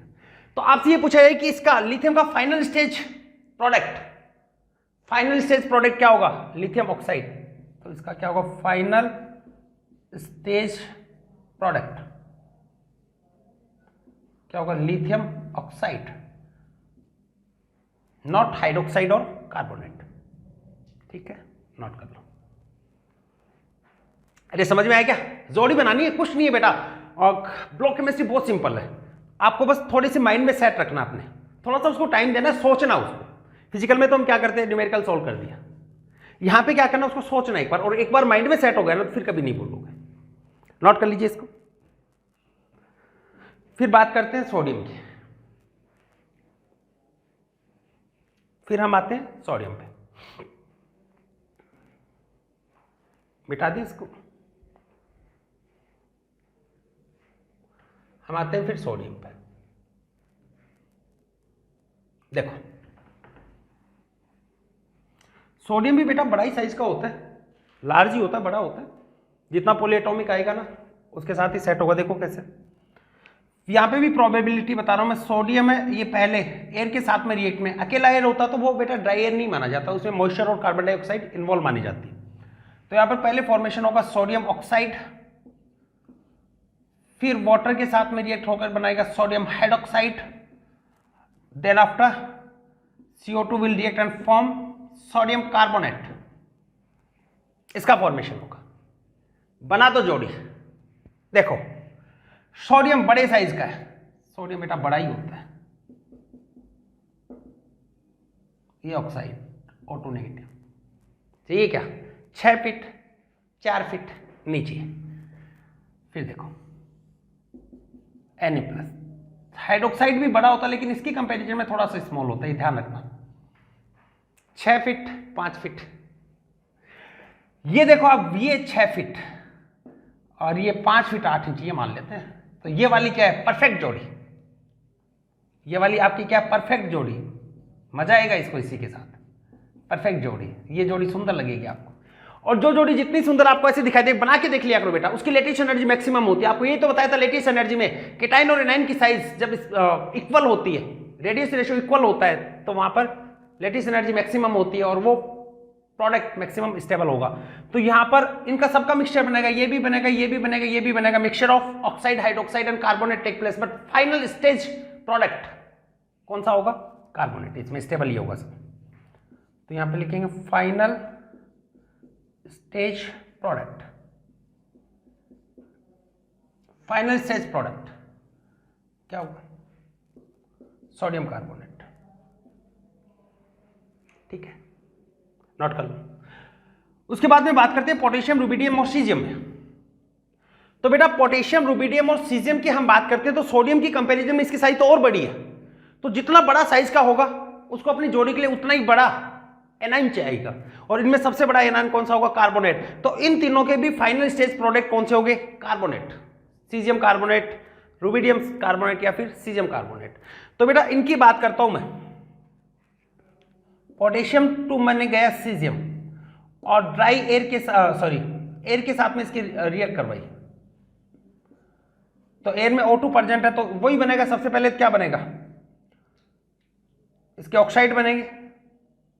पहले तो क्या बनेगा? Metal oxide, oxide. फिर इसका क्या बनेगा? हाइड्रोक्साइड। और फिर इसका क्या बनेगा? मेटल का कार्बोनेट, मेटल कार्बोनेट। और बेटा इसमें सबसे बड़ा, इनकी साइज तो लार्जेस्ट साइज है, सबसे बड़ी साइज किसकी होती है? पोटेशियम, रुबिडियम और सीजियम की इतनी बड़ी साइज होती है कि इसके आईपी की वैल्यू बहुत ही कम होती है। That's why they are used in photo electric effect also, जिसको हमने पढ़ा। तो बेटा इनका देखो बड़ा साइज, जोड़ी बनाओगे तो सबसे बड़ी जोड़ी, सबसे शानदार जोड़ी किसके साथ में बनेगी? कार्बोनेट। तो इन सब का फाइनल प्रोडक्ट क्या होगा? Carbonate,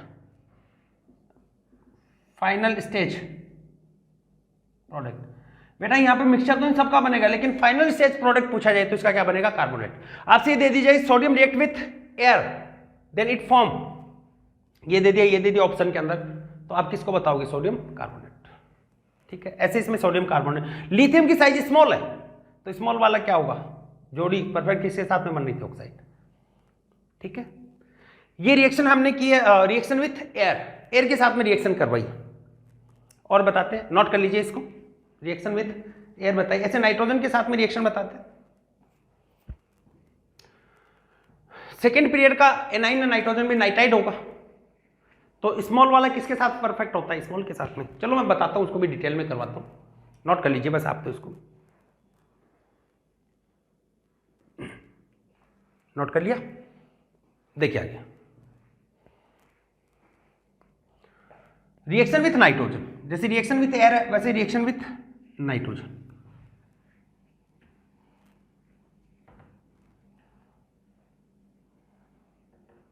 reaction with nitrogen,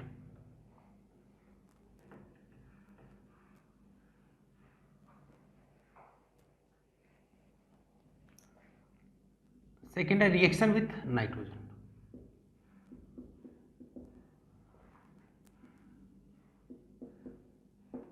reaction with N2, nitrogen के साथ में रिएक्शन देखते हैं। नाइट्रोजन है, उसका एनाइन क्या होगा? नाइट्राइड एनाइन है, N3 नेगेटिव। सेकेंड पीरियड का होता है, इसको भी स्मॉल होता है, ये भी स्मॉल एनाइन है। सेकेंड पीरियड के एनाइन होते हैं वो स्मॉलर एनाइन है। ठीक है, सेकेंड पीरियड एनाइन है वो स्मॉलर ही कंसिडर होते हैं,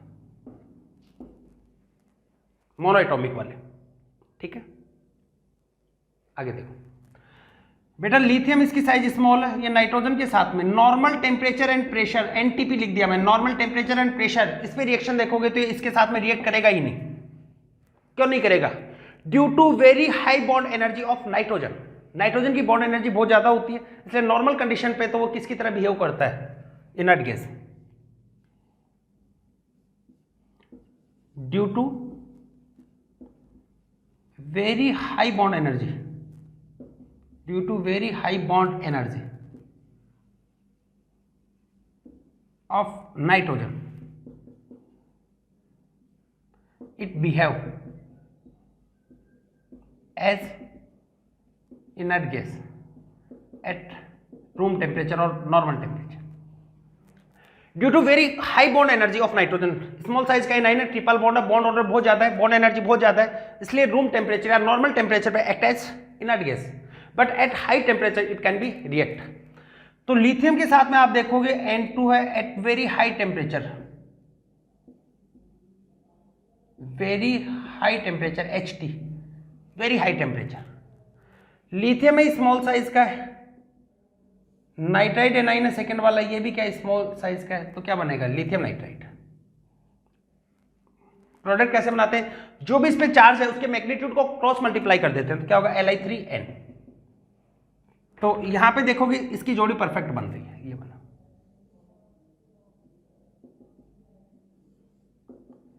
N3 negative stable, lithium nitride है इसका फॉर्मेशन होगा। इसका क्या नाम क्या लिखोगे, lithium nitride, it form lithium nitride. Is it clear? Next देखिएगा,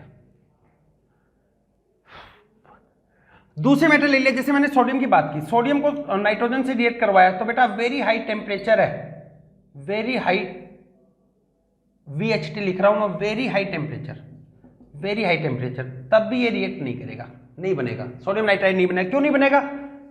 सोडियम ये तो बहुत बड़ा हो गया, नाइट्राइड है बहुत छोटा, जोड़ी परफेक्ट है क्या? नहीं, जोड़ी परफेक्ट नहीं होती, वो प्रोडक्ट नहीं बनता। इट मीन्स नाइट्रोजन के साथ में रिएक्शन करने पर लिथियम है वो तो लिथियम नाइट्राइड बनाएगा, सोडियम नहीं करेगा। वैसे पोटेशियम टू सीजियम जाएंगे, ये भी नाइट्रोजन के साथ में रिएक्ट नहीं करता। आपसे पूछा जाए कि लिथियम है वो तो लिथियम नाइट्राइड बना लेता है, लेकिन other element of first group like sodium, potassium, rubidium and caesium does not form metal nitride with nitrogen eight high temperature. Why? क्यों नहीं बनाएगा? क्योंकि बेटा यहां पे हम देखेंगे इसकी लेटिस एनर्जी को कंपेयर करेंगे तो इसकी लेटिस एनर्जी, इनके केस में लेटिस एनर्जी बहुत कम होगी।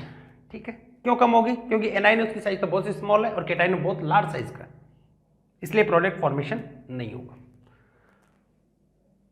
ठीक है, अब देखो, अब हम सेकंड की बात करें, सेकंड पीरियड के, सॉरी सेकंड ग्रुप वाले एलिमेंट्स, इसकी बात करें, इसकी रिएक्शन करवाए सिमिलर ऑक्सीजन के साथ में और नाइट्रोजन के साथ में। तो बेटा मैं अलग से नहीं करवा रहा, इसी के अंदर आपको एक कंसेप्ट बता रहा हूं, ध्यान दीजिएगा। क्या ध्यान देना? देखो ये गोले बना रखे हैं ना, इन्हीं को ध्यान देना।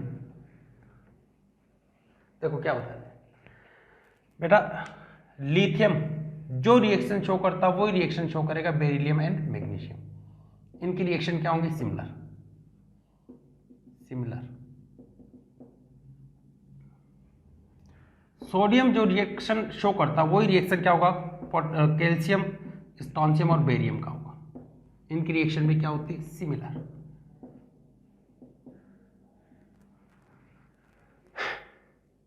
लिथियम एयर के साथ में क्या बना रहा था? लिथियम ऑक्साइड, हाइड्रोक्साइड और कार्बोनेट नहीं। वैसे सिमिलर बेरिलियम और मैग्नीशियम में क्या बनाएंगे? ऑक्साइड बनाएंगे, हाइड्रोक्साइड और कार्बोनेट नहीं, ड्यू टू स्मॉलर साइज, जोड़ी परफेक्ट नहीं होगी। जैसे सोडियम कहां तक जा रहा है? सोडियम कार्बोनेट, वैसे ये भी किस में जाएंगे? कार्बोनेट में। देखो पहले रिएक्शन विथ एयर, एयर के साथ में रिएक्शन, एयर के साथ में रिएक्शन करने पे देखिएगा क्या होगा, क्या बनेगा? Beryllium and magnesium form metal oxide similar to lithium. ठीक है, या बनाना चाहो तो ऐसे बनाओगे, ये ऑक्सीजन के साथ में रिएक्ट करके क्या बनाएगा? Beryllium oxide. यहां पर जोड़ी परफेक्ट है, आगे देखोगे तो जोड़ी परफेक्ट नहीं होगी, जैसे वाटर और कार्बन, वाटर और CO2। ऐसे मैग्नीशियम का होगा। वैसे ही कैल्शियम, स्ट्रोंशियम एंड बेरियम, ये बेटा अभी तक मैंने क्यों नहीं मिटाया? यही बताने के लिए नहीं मिटाया कि ये वाले तीनों की रिएक्शन इक्वल होंगी, इन सब की रिएक्शन इक्वल होंगी, इनकी रिएक्शन इक्वल होगी।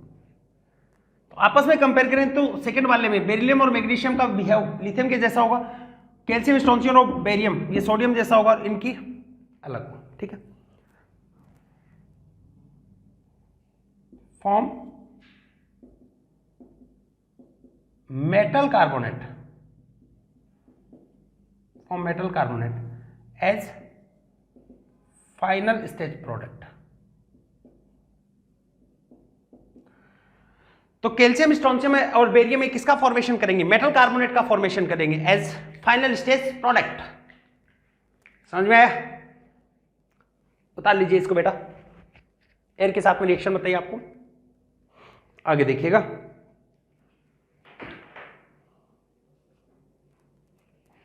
ऐसे नाइट्रोजन के साथ में भी तो रिएक्शन होगी ना,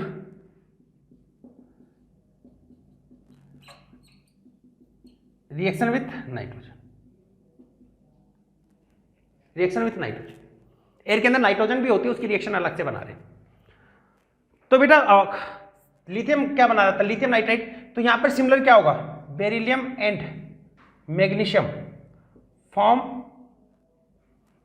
मेटानाइट्राइड with nitrogen at very high temperature, at very high temperature. जबकि आप बात करें किसकी, रिमेनिंग की, calcium, strontium and barium does not react with N2, क्योंकि बेटा इसके केस में क्या होगा, लेटिस एनर्जी बहुत ही कम होगी। और ये फॉर्म देखो क्या बनाएंगे, जैसे बेरिलियम है वो N2 के साथ रिएक्ट करके क्या बनाएगा, बेरिलियम पे +2 चार्ज होता है, नाइट्रोजन पे क्या होता है -3 होता है, क्रॉस मल्टीप्लाई करोगे तो क्या बनेगा Be3N2, ऐसे Mg3N2, beryllium nitride, magnesium nitride. इसका मतलब जो लिथियम का जो बिहेव है वही बिहेव कौन शो कर रहा है, बेरिलियम और मैग्नीशियम। सोडियम का बिहेवियर ये शो करें, नोट कर लीजिए। ये थी बेटा एयर के साथ में रिएक्शन और नाइट्रोजन के साथ में रिएक्शन, अलग याद नहीं रखनी, बस ये वाला माइंड में सेट कर लो, व्हाइट पेपर लो, उस पर बनाओ और अपनी दीवार पे चिपका लो, ठीक है, इससे आपकी सारी रिएक्शन याद हो जाए, ठीक है। अगर बेटा आपको मान लो, हाँ एक और मैं कंसेप्ट बता देता हूं, यहां पर आपको ये बोल देते हैं कि फर्स्ट और सेकंड है, एयर की जगह ड्राई एयर लिख दिया, तो ड्राई एयर के अंदर वाटर और कार्बन डाइऑक्साइड कंसीडर नहीं करें, पहले हाइड्रोक्साइड बनता है उसके बाद कार्बोनेट बनता है। जब उसमें नमी नहीं है, उसमें मॉइस्चर ही नहीं है, वाटर ही नहीं है, तो सिर्फ क्या बनता है, only form oxide, metal oxide बनता है। नोट लगा के लिखिएगा, लिखो,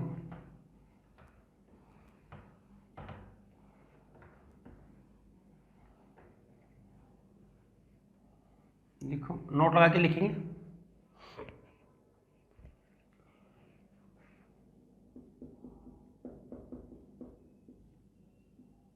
When S block metal react with dry air, then they form metal oxide.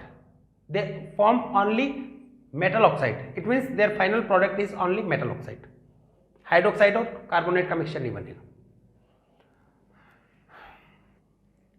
When S block metals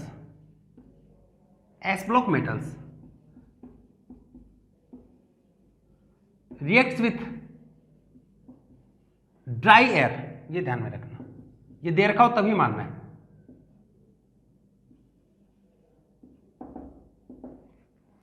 When S block metals react with dry air, then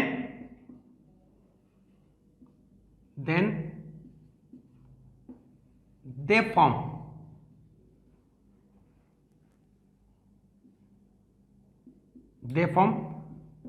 only metal oxide. They form only metal oxide as final stage product. As final stage product. तो बेटा आपको क्या पता है, when S block metals react with dry air, then they form metal oxide as final stage product.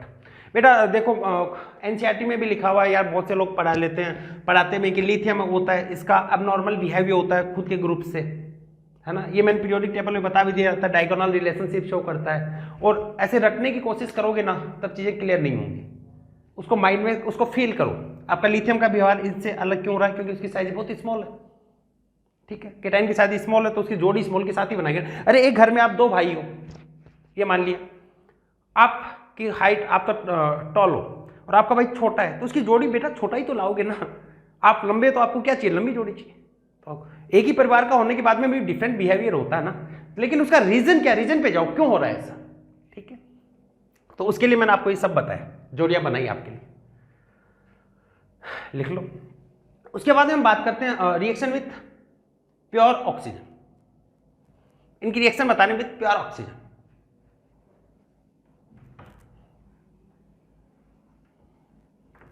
Next है reaction with pure oxygen.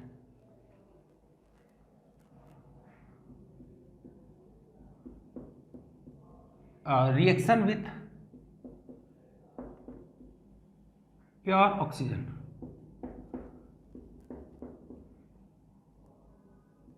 Pure oxygen, इसके साथ में रिएक्शन की मैं बात कर रहा हूं, क्या होगा प्योर ऑक्सीजन के साथ में रिएक्शन। तो बेटा प्योर ऑक्सीजन के साथ में रिएक्शन करते हैं तो ऑक्साइड, प्रोक्साइड और सुपर ऑक्साइड, इनका मिक्सचर बनने की टेंडेंसी रहती है। देखो क्या प्रोबेबिलिटी बता रहा हूं मैं, क्या प्रोबेबिलिटी रहेगी। एयर के साथ में तो आपको बता दिया क्या होगा, एयर के अंदर पहले रिएक्शन होगा ऑक्सीजन के साथ में ऑक्साइड बनेगा, फिर वाटर के साथ में हाइड्रोक्साइड बनेगा, फिर एयर की कार्बन डाइऑक्साइड रिएक्ट करके कार्बोनेट बनाने का ट्राई करती है, प्रोबेबिलिटी रहती है। प्योर ऑक्सीजन है,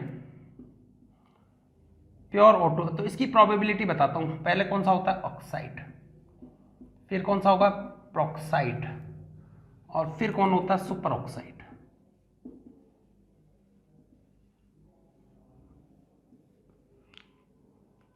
ऑक्साइड मेरे ध्यान में रखना, ये इसके साइज का ऑर्डर होता है, ऑक्साइड ये साइज, ये माइंड में सेट रख लेना, ठीक है। ऑक्साइड, प्रोक्साइड और सुपर ऑक्साइड, ये फॉर्मेशन की टेंडेंसी रहती है। स्मॉलर साइज का, इससे थोड़ा बड़ा हो जाता है, मान जोड़ी बना के करना है आपको, जोड़ी बनाना सिखा रहे आज, बस जोड़ी को सोचो, आपकी जोड़ी कैसी है उस पर ध्यान दो। अब देखो लिथियम की बात कर रहे हैं, लिथियम की रिएक्शन फर्स्ट डे में देख रहे हैं। लिथियम है ऑक्सीजन के साथ में रिएक्ट करके फॉर्मेशन कर लेता है लिथियम ऑक्साइड, ये बनेगा Li2O, यहाँ पे क्या बनेगा Li2O2। सुपर ऑक्साइड में सॉरी इसमें क्या होता है O2 2 नेगेटिव, यहाँ पर होता O2 नेगेटिव।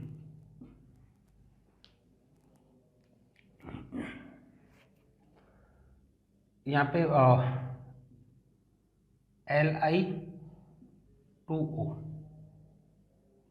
ये बनेगा, सॉरी ये तो लिथियम ऑक्साइड हो गया, LiO2, ठीक है। ये प्रोबेबिलिटी ऑक्सीजन के साथ में, प्योर ऑक्सीजन के साथ में। अब देखो लिथियम तो बेटा छोटा सा है, स्मॉल साइज का है, ये स्मॉल साइज का, ये भी क्या है ऑक्साइड भी स्मॉल साइज का। लिथियम प्लस स्मॉल साइज का, ऑक्साइड स्मॉल साइज का, तो ये वाला इसका फाइनल प्रोडक्ट होगा, ऑक्साइड ही बनेगा।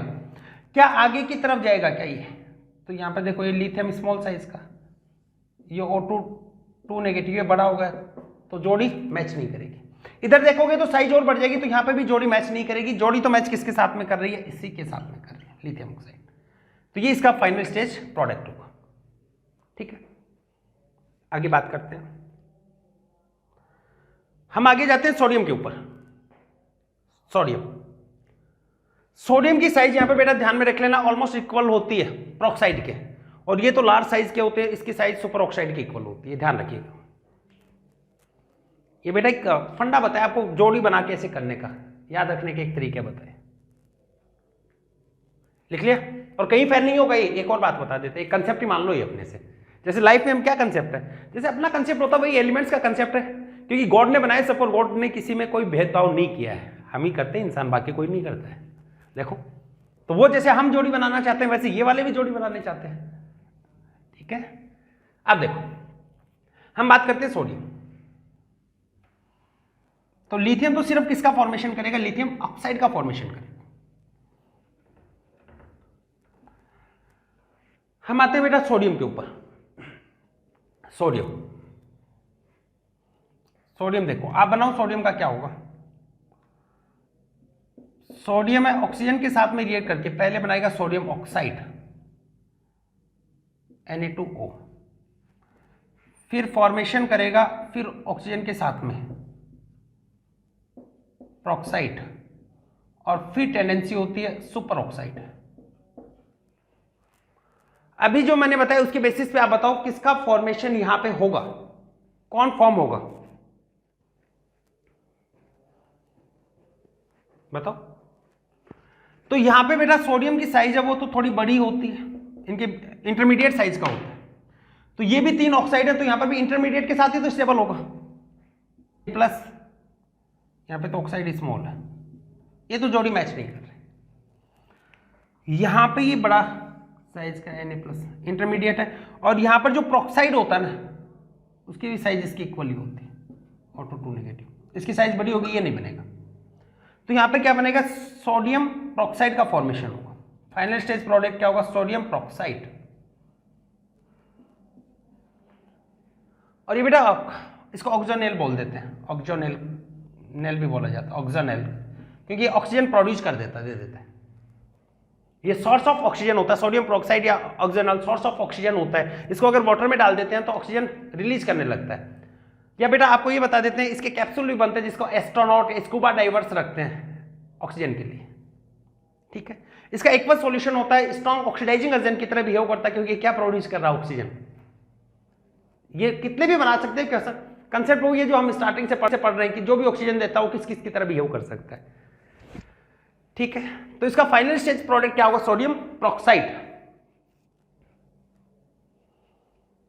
ठीक है, ये होगा सोडियम प्रोक्साइड। बाकी इसके देखो ये 3 और है, इसको भी मैं करवा देता हूं। तो इनको आप देखोगे पोटेशियम, रुबिडियम एंड सीजियम, इनकी बात कर रहा हूं मैं, पोटेशियम, रुबिडियम एंड सीजियम। ये O2 के साथ में रिएक्ट करके पहले ऑक्साइड बनाएंगे, फिर प्रोक्साइड बनाएंगे, फिर क्या बनाएंगे, सुपर ऑक्साइड, KO2 ऐसे। ये क्या बन गए इनके, super oxide.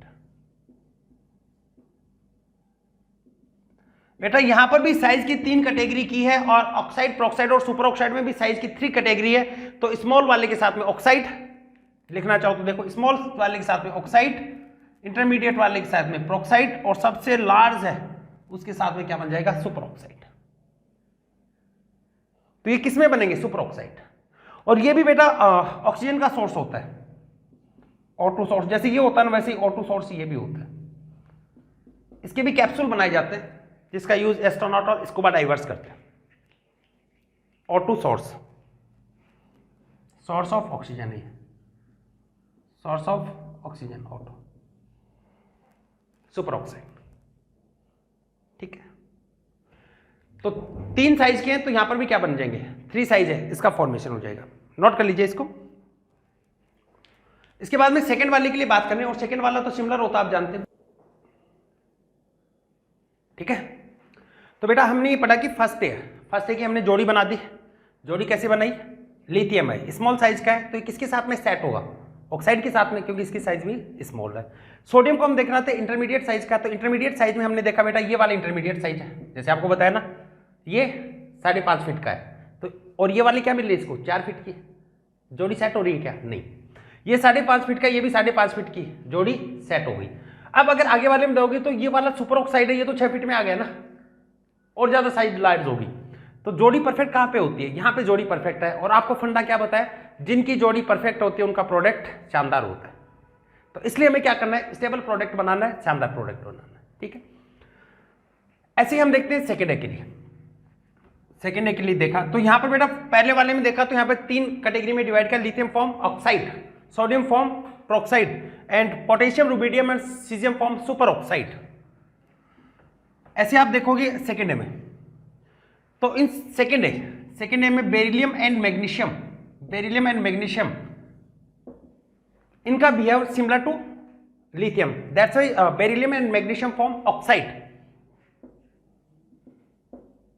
Beryllium and magnesium, these metals form oxide, not peroxide and superoxide, because lattice energy of beryllium and magnesium is maximum in case of oxide. Next देखिएगा, यहां पर आपने देखा calcium, strontium, calcium to barium, ये मान लेता हूं मैं, कैल्शियम टू बेरियम, इसकी साइज किसके इक्वल होती है, सोडियम। तो ये बेटा ऑक्सीजन के साथ में एक्सेस में ऑक्सीजन ले रहे हैं, तो ये किसका फॉर्मेशन करेंगे, प्रोक्साइड, ये बनाएंगे प्रोक्साइड। और इनके केस में, सेकेंडरी के केस में formation of super oxide does not take place, इसके केस में सुपर ऑक्साइड है, इसका फॉर्मेशन नहीं होगा, ठीक है। जोड़ियों की बेसिस पे मैच कर दो, ये छोटे हैं तो इसको भी छोटी मिल गई ऑक्साइड की फॉर्म में, ये मीडियम साइज के तो मीडियम में कौन सा होगा, प्रोक्साइड। क्लियर हुआ? सुपर ऑक्साइड तो लार्ज साइज का हो जाता है। तो बेटा यहां पर मैंने आपको ये बताया, दो मैं ले लेता हूं जो अपने इंपॉर्टेंट है। एक तो होता है sodium peroxide Na2O2 and potassium super oxide, इनकी बात कर रहा हूं। इनको आप देखोगे तो इनको अगर वाटर के अंदर आप डालोगे, इसका एक्वस सॉल्यूशन होगा, वहां पर ऑक्सीजन रिलीज करेंगे, और ऑक्सीजन जब रिलीज करते हैं एक्ट एज ऑक्सीडाइजिंग एजेंट, या ये कह सकते हो ये सोर्स ऑफ ऑक्सीजन होते हैं, क्योंकि सोर्स ऑफ ऑक्सीजन, इसका यूज ऑक्सीजन की कैप्सूल बनाने में किया जाता है, ठीक है। और इनके जो कैप्सूल है ये ऑक्सीजन सोर्स का काम करेंगे, जिसको यूज में कौन लेते हैं? Astronauts and scuba divers. Astronauts and scuba divers. बेटा आप ऊपर जाते हो, अंतरिक्ष में जाते हो, वहां पर ऑक्सीजन होती नहीं है, ऐसे ही आप समुद्र में बहुत गहराई में चले जाते हो, तो वहां पर डेंसिटी इंक्रीज होने से ऑक्सीजन आप लेने में दिक्कत होती है, तो वहां पर आप क्या लगाते हो? इनको काम में लेते हो ऑक्सीजन सोर्स के रूप में। Sodium peroxide and potassium super oxide है, इसको काम में लेते हैं। क्लियर हुआ? साथ में ये भी बता देता हूं मैं, इनका यूज, इनका aqueous solution of sodium peroxide and potassium super oxide act as oxidising agent.